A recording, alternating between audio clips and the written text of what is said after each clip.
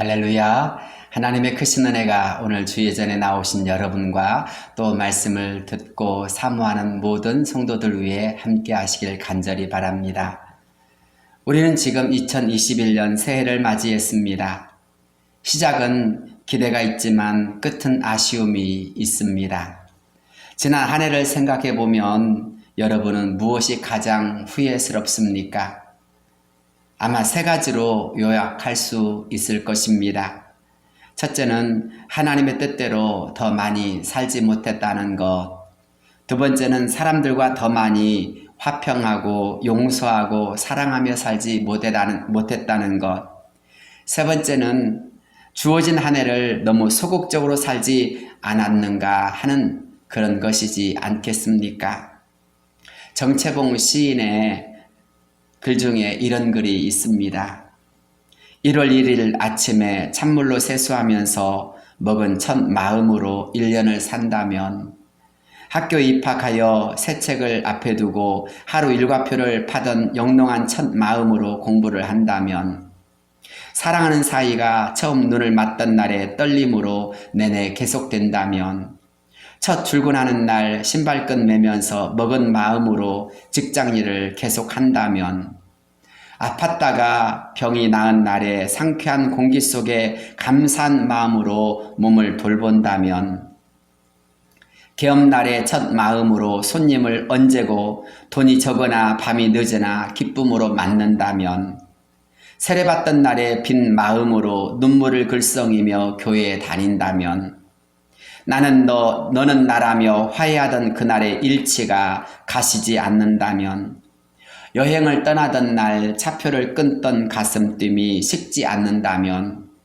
이런 사람은 그때가 언제이든지 늘 새 마음이기 때문에 바다로 향하는 냇물처럼 새로우며 깊어지며 넓어지리라. 초심을 유지하는 것이 그만큼 중요하다라는 말입니다. 새해에는 여러분의 결심과 새로운 꿈이 꼭 이루어지시기를 바랍니다. 오늘 우리가 읽은 본문의 말씀은 사도 바울이 로마의 감옥에서 빌립보 교우들에게 한 자신의 고백입니다. 그는 이 고백을 통해 세 가지를 말하고 있습니다. 하나는 내 인생의 표대는 오직 예수 그리스도뿐이라는 것. 두 번째는 지금까지 내가 했던 일을 자랑하지 않고 뒤를 돌아보지 않으며 오직 부름의 상을 위하여 달려가겠다는 것. 그리고 세 번째는 내가 그랬던 것처럼 너희도 달리 생각하지 말고 어디까지 이르렀든지 그대로 행하라는 것입니다. 사도 바울은 자랑할 것이 참으로 많이 있는 사람이었습니다. 그러나 노사도는 지난날 자신의 모든 자랑과 업적을 완전히 내려놓고 새로운 다짐과 각오를 밝히고 있습니다. 그리고 이제 표대가 되신 예수 그리스도와 그 부름의 상을 향하여 달려가겠다라고 말합니다. 그의 이러한 결단의 말씀을 생각해 보면서 이 시간 함께 은혜를 나누고자 합니다. 우리가 읽은 오늘 본문에는 잡는다, 쫓아간다, 표대를 향하여 라는 표현이 자주 나옵니다. 표대는 높이 세운 표적을 의미합니다. 사람의 몸이나 얼굴 중에서 가장 높이 솟아난 부분은 얼굴 중앙에 있는 코라고 할 수 있습니다. 코는 얼굴의 막루이다라는 말도 있지요. 콧대가 높은 사람은 완고하고 제멋대로 하는 경향이 있다고도 합니다. 그래서인지 파스칼은 클레오파트라의 코가 조금만 낮았더라면 세계의 역사가 달라졌을 것이다 라고 말했다고 합니다. 우스갯소리로 어떤 사람은 세상에서 가장 불쌍한 몸의 기관은 여자의 코일 것이다 라고 했습니다. 하루에도 이뻐지기 위해 몇 차례씩 콤팩트로 두들겨 맞습니다. 사람을 만나러 갈 때에도 거울 앞에서 두들겨 맞고, 식사한 후에도 두들겨 맞고, 집에 와서도 씻고 또 두들겨 맞습니다. 그런데 콧대는 조금 낮아도 되지만 표대는 반드시 높이 서 있어야 합니다. 사자를 그리다 보면 아무리 못 그려도 고양이라도 모습이 나오게 됩니다. 그런데 어떤 사람은 자신이 백조임에도 불구하고 날지 못하는 오리인 것처럼 살아가는 사람도 있습니다. 목표와 꿈의 차이인 것입니다. 메가더 장군은 사람은 나이가 많아져서 늙어가는 것이 아니라 꿈과 목표가 없기 때문에 늙는 것이다 라고 했고, 영화배우였던 존 베리모어는 사람은 꿈이 후회로 바뀔 때 비로소 늙는다 라고 하였습니다. 새해를 시작하면서 여러분이 세운 목표와 비전은 무엇입니까? 지난 한 해 동안 잘못되었거나 부족한 부분이 있었다면 그것은 무엇이었습니까? 새해를 맞이하여 여러분이 힘있게 달려가기 위해 필요한 것은 무엇입니까? 어쩌면 목표를 분명히 하는 것이 아니겠습니까? 오늘 본문의 말씀에서 사도 바울은 그의 결연한 의지를 보여주고 있습니다. 그래서 우리는 이 말씀을 읽다 보면 우리의 마음이 뜨거워짐을 느끼게 됩니다. 그 마음을 한마디로 표현한다면 바로 예수 그리스도라고 할 수 있습니다. 그의 마음은 예수 그리스도로 가득 차 있습니다. 예수 그리스도 앞에서 지난날에 자신이 중요하게 여기던 것들이 얼마나 부끄럽고 추한 것이었는지를 깨달았습니다. 아니, 예수 그리스도가 그런 나를 만나주시고 부르시고 의롭다고 해주셨던 그 은혜가 얼마나 큰지 그는 철저하게 깨달았습니다. 그래서 사도 바울은 자신이 그동안 자랑했던 것을 모두 배설물로 여겨버렸다고 하였습니다. 아니, 주 예수 그리스도를 얻고 그 안에 발견되는 것이야말로 가장 최고의 복임을 깨달았던 것입니다. 예수님을 알고 보니까 예수님보다 더 귀한 분이 없는 것입니다. 그래서 그는 예수님만 바라보고 달려가는 자가 되었습니다. 오직 예수님만 그의 가슴에 채우려고 했습니다. 오직 예수님이 전부인 삶, 사나 죽으나 예수님이 기뻐하시고 영광 받으시는 삶을 사는 것이 이젠 그의 전부이자 목표가 되었습니다. 그러자 그의 삶에 놀라운 변화와 능력과 열매들이 나타났습니다. 그는 항상 연약하고 떨며 두려웠지만 그때마다 주님이 강하게 역사해 주셨습니다.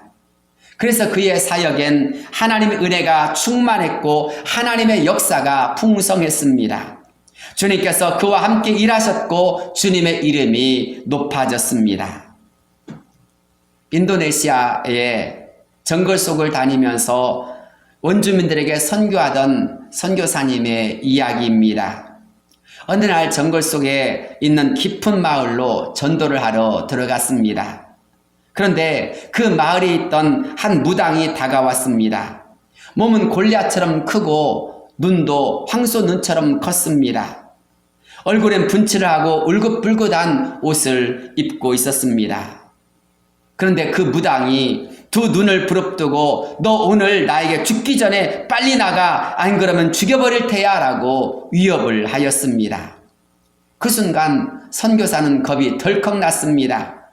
도저히 어떻게 할 수가 없어서 도망치다시피 그 자리를 빠져나왔습니다. 그 선교사는 그 일이 너무 부끄럽고 창피해서 금식 기도하며 하나님께 기도를 시작하였습니다. 그 마을을 전도할 수 있도록 해달라고 기도하기 시작했습니다. 이를 위해서 그 무당을 먼저 제압하고 이겨야만 합니다. 그래서 그는 저에게도 다윗과 같은 믿음과 능력을 달라고 하나님께 부르짖으며 기도하기 시작했습니다. 그러던 어느 날 그의 가슴이 뜨거워지기 시작했습니다.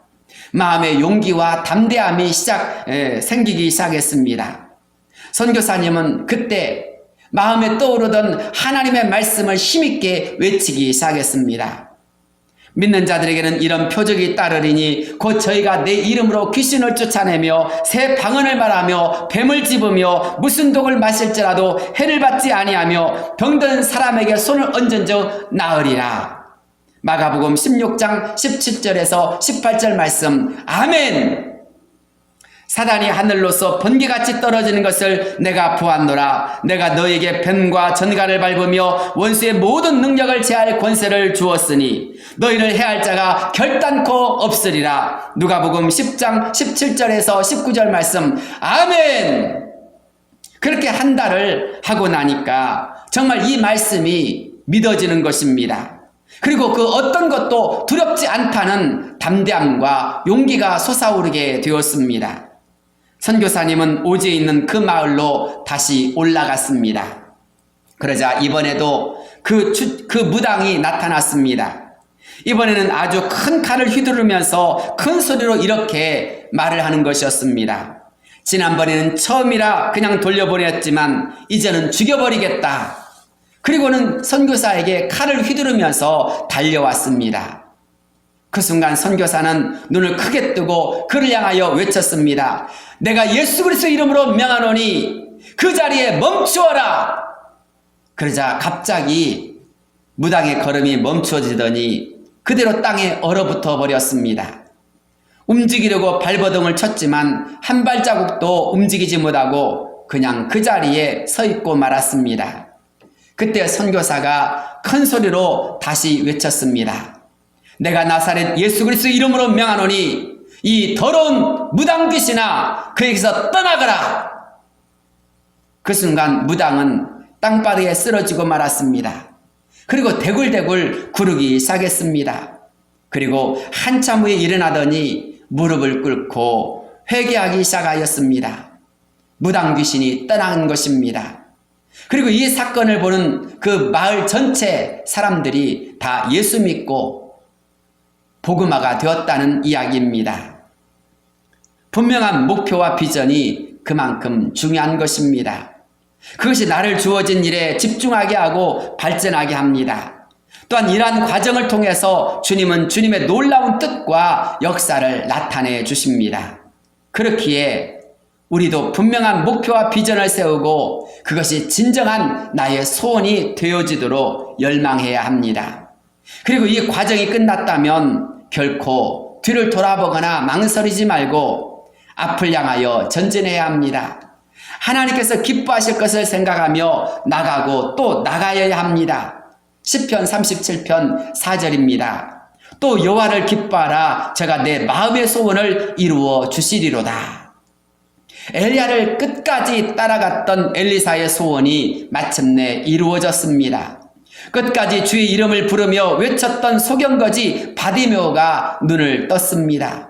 12해를 혈루병으로 고생하던 여인이 예수님의 옷가에 손만 대어도 내가 낫겠다는 믿음을 가지고 주님의 옷자락에 손을 대는 순간 깨끗함을 받았습니다. 성경은 그렇게 분명한 목표를 세우고 전진하는 사람들을 통해서 하나님의 살아계심과 역사가 나타났다고 증거하고 있습니다. 그렇다면 우리 모두는 마라톤 경주자처럼 앞을 바라보고 최선을 다해 달려가야 합니다. 어떤 일에도 흔들리거나 망설이지 말아야 합니다. 사도 바울이 살았던 당시에도 마라톤 경기가 있었습니다. 그들을 보면서 사도 바울은 고린도전서 9장 24절에서 이런 말씀을 기록하고 있습니다. 운동장에서 다름질하는 자들이 다 달릴지라도 오직 상을 받는 사람은 한 사람인 줄을 너희가 알지 못하느냐. 너희도 상을 받도록 이와 같이 다름질하라. 이기기를 다투는 자마다 모든 일에 절제하나니 그들은 썩을 승리자의 관을 얻고자 하되 우리는 썩지 아니할 것을 얻고자 하노라. 그러므로 나는 다름질하기를 향방 없는 것 같이 아니하고 싸우기를 허공을 치는 것 같이 아니하며 내가 내 몸을 쳐 복종하게 하면 내가 남에게 전판 후에 자신이 도리어 버림을 당할까 두려워함이로다. 경주자는 승리를 위해서 최선을 다해 달려갑니다. 사도 바울은 복음을 전하는 전도자였습니다.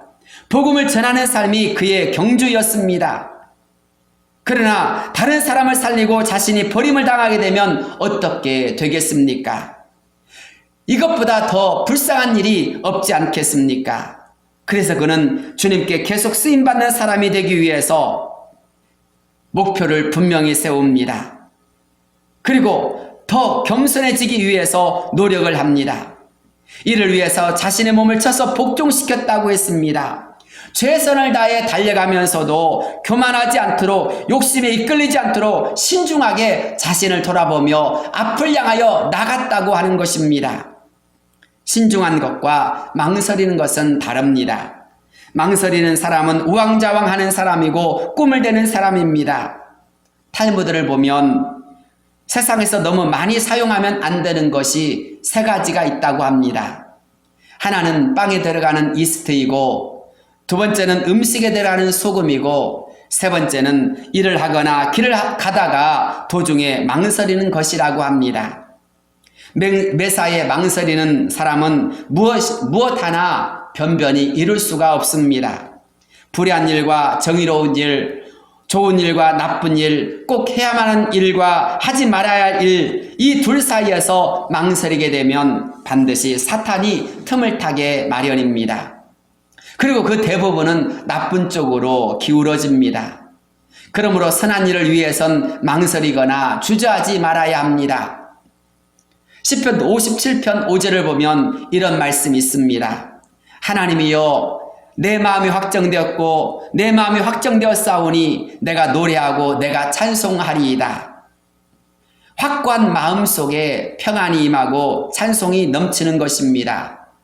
그럴 때 쓸데없는 생각이 사라지고 고민이 사라지고 대신 집중력과 돌파력이 생깁니다. 요즘 잘 나가는 방송인 가운데 탤런트이자 영화배우인 김수미 씨가 이런 간증을 한 적이 있었습니다. 나쁜 일은 겹쳐서 온다는 말이 있는 것처럼 한때 자신의 남편이 사업의 실패를 겪으면서 빚 때문에 엄청 힘든 상황에 직면한 적이 있었다고 합니다. 그러자 친한 사람들과 아는 사람들, 심지어 친척들마저 김수미 씨에게 등을 돌렸다고 합니다. 그래서 김수미 씨는 힘겹게 동료들을 찾아다니면서 돈 좀 꿔달라고 해서 겨우겨우 그 이자를 갚아 나갔다고 합니다.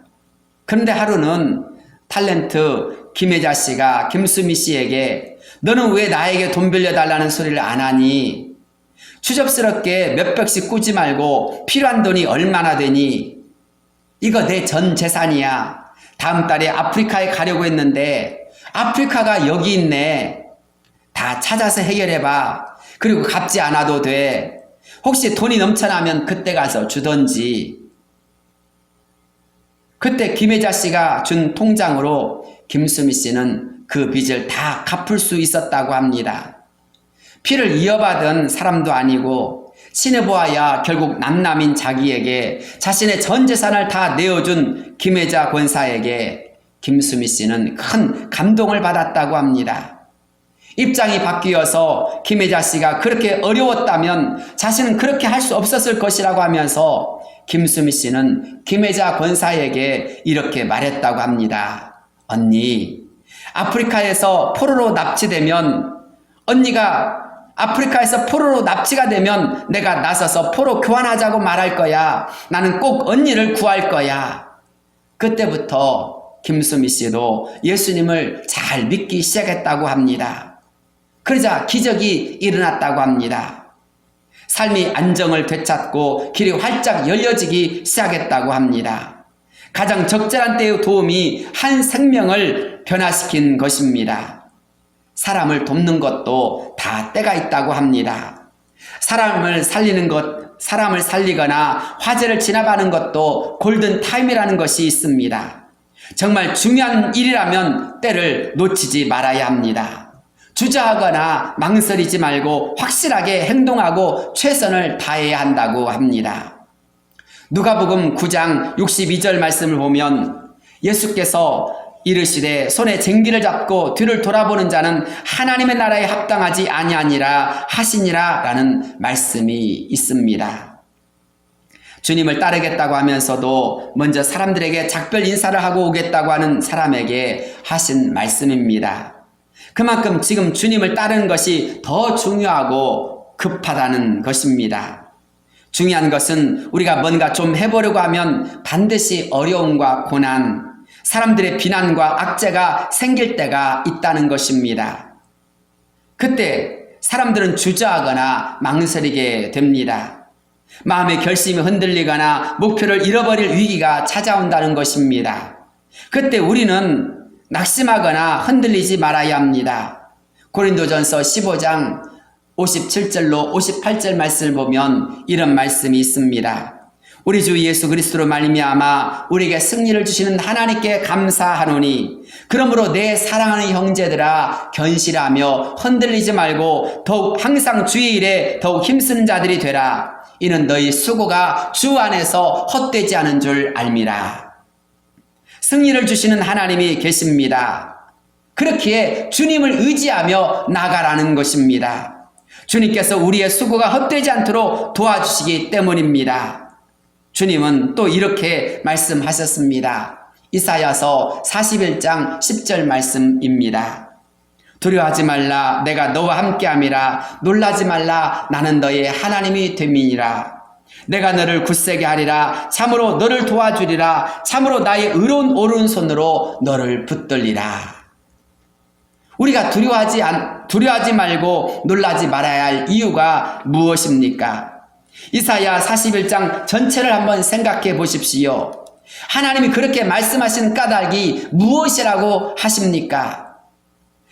하나님이 우리를 하나님의 백성으로 선택해 주시고 하나님이 우리의 하나님이 되어 주시기 때문이라고 합니다. 아니 더 나아가서 하나님께서 우리를 위해 일하시기 때문이라고 합니다. 요한복음 14장 27절 말씀도 보십시오. 평안을 너에게 끼치노니 곧 나의 평안을 너에게 주노라. 내가 너에게 주는 것은 세상이 주는 것과 같이 아니하니라. 너희는 마음에 근심하지도 말고 두려워하지도 말라. 왜 주님께서는 우리에게 근심하지도 말고 두려워하지도 말라고 말씀하십니까? 주님께서 보혜사 성령님을 통해서 때마다 일마다 우리를 도와주시기 때문이라고 합니다. 주님께서 참 평안을 우리에게 주시겠다고 말씀하시기 때문입니다. 그렇습니다. 이것이 우리가 뒤를 돌아보거나 망설이지 말아야 할 이유입니다. 근심하거나 걱정하지 말아야 할 이유가 바로 여기에 있는 것입니다. 하나님께서 함께 해주십니다. 하나님이 도와주십니다. 사랑하는 성도 여러분, 이 말씀을 힘입어서 우리 모두 힘있게 나갈 수 있기를 바랍니다. 그런데 우리가 잊지 말아야 할 것이 있습니다. 그것은 모든 일에는 반드시 때가 있다라는 것입니다. 다 끝날 때가 있다는 것입니다. 달리던 기차에는 종착역이 있고 달리기에도 끝날 때가 있는 것처럼 인생의 사명이나 비전도 마침내 끝날 때가 있습니다. 그때까지 우리가 달려가기만 하면 됩니다. 중간에 낙심하거나 포기하지 말아야 한다는 것입니다. 미국에 하이렘이라는 소년이 있었습니다. 그의 부모는 하이렘을 양육하는 것이 너무 귀찮아서 어린 나이에 장기 사관학교에 입학을 시켰습니다. 사춘기 시절 다른 친구들의 키는 쑥쑥 자라났습니다. 그런데 이상하게도 하이렘의 키는 153cm에 머물고 말았습니다. 그러자 동료 생도들은 그런 그를 향해 난쟁이라고 놀려대며 왕따를 시키기 시작했습니다. 그 후 하이렘은 어렵게 사관학교를 졸업했지만 신체적인 왜소함 때문에 장교로 임관되지 못하였습니다. 그래도 하이렘은 누구를 원망하거나 낙심하지 않고 고향으로 내려가 조용히 농사를 짓기 시작했습니다. 그러다가 남북전쟁이 일어나서 더 많은 장교를 필요로 하게 되었습니다. 그때 하이렘은 북군 장교로 지원하여 싸우게 되었습니다. 상관들이나 부하들은 왜소한 하이렘을 무시했지만 그는 하나님을 의지하면서 묵묵히 자신의 일에 최선을 다하였습니다. 그러자 그의 성실함과 인격에 감동한 사람들이 점점 그를 따르기 시작했고 마침내 그는 미국 최초의 육군 대장이자 후에는 미국의 제18대 대통령까지 되었습니다. 그 사람이 바로 율리시스 그란트 대통령입니다. 주어진 일에 최선을 다하자 마침내 온 국민이 존경하는 대통령이 된 것입니다. 지금 우리가 처해 있는 상황이 매우 어렵습니다. 코로나19로 인해 많은 사람들이 어떻게 해야 좋을지 두려워하고 불안해하고 있습니다. 그러나 미리부터 겁먹지 마십시오. 이것도 다 지나가게 되어 있습니다. 하나님이 도와주실 것입니다. 그리고 반드시 그것도 끝이 오게 마련입니다. 우리가 하나님의 말씀을 힘입어 나아가면 반드시 하나님과 사람들에게도 사랑과 인정받는 날이 오게 됩니다. 잠언 3장 3절로부터 4절 말씀입니다. 인자와 진리가 내게서 떠나지 말게 하고 그것을 내 목에 매며 내 마음판에 새기라. 그리하면 내가 하나님과 사람 앞에서 은총과 귀중히 여김을 받으리라. 아멘. 그렇습니다. 하나님의 말씀처럼 인자와 진리를 따라가면 됩니다. 그러면 마침내 하나님과 사람 앞에서 은총과 귀중히 여김받는 날이 오게 됩니다. 언젠가 읽었던 도종환 시인의 길이라는 시가 생각납니다. 아무리 몸부림쳐도 길이 보이지 않는다고 자정을 넘긴 길바닥에 앉아 소주를 마시며 너는 울었지. 밑바닥까지 내려가면 다시 올라오는 길밖에 없을 거라는 그따위 상투적인 희망은 가짜라고, 절망의 바닥 밑엔 더 깊은 바닥으로 가는 통로밖에 없다고 너는 고개를 가로저었지. 무거워, 더 이상 무거워 지탱할 수 없는 한실의 깃발과 그 깃발 아래 던졌던 청춘 때문에 너는 독한 말들로 내 등을 찌르고 있었지. 내놓으라고, 길을 내놓으라고, 앞으로 나아갈 출구가 보이지 않는데 지금 나는 쫓기고 있다고 악을 썼지. 살아있다는 것은 아직도 희망이 있는 것이라는 나의 간절한 엄표들을 갈기갈기 찢어 거리에 팽개쳤지.